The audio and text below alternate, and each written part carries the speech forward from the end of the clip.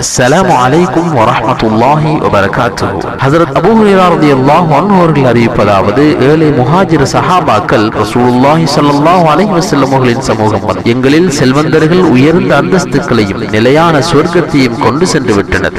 நாங்கள் தொழுவது போல செல்வந்தர்களான அவர்களும் தொழுகிறார்கள். நாங்கள் நோன்பு நோற்பது போன்று நோன்பு நோக்கிறார்கள். எனினும் அவர்களுக்கு மேலதிகமான செல்வம் இருப்பதால் ஹஜ் உம்ரா ஜிஹாது செய்கிறார்கள், மேலும் சதக்கா செய்கிறார்கள் என கூறினார்கள். அதுக்கு நபி அவர்கள், உங்களை விட அந்தஸ்தில் முந்திவிட்டவர்களை நீங்கள் அடைந்து கொள்ளவும் உங்களுக்கு பின்னால் வருபவர்களை நீங்கள் முந்திக் கொள்ளவும் ஒரு விஷயத்தை உங்களுக்கு நான் அறிவித்து தரட்டுமா? மேலும் நீங்கள் செய்வது போன்று செய்பவர்களை தவிர உங்களை விட வேறு யாரும் மிகச் சிறந்தவர்களாக முடியாது என்றார்கள். அதற்கு தோழர்கள், ஆம், அறிவித்து தாருங்கள் யா ரசூலுல்லாஹ் என்று கேட்டார்கள்.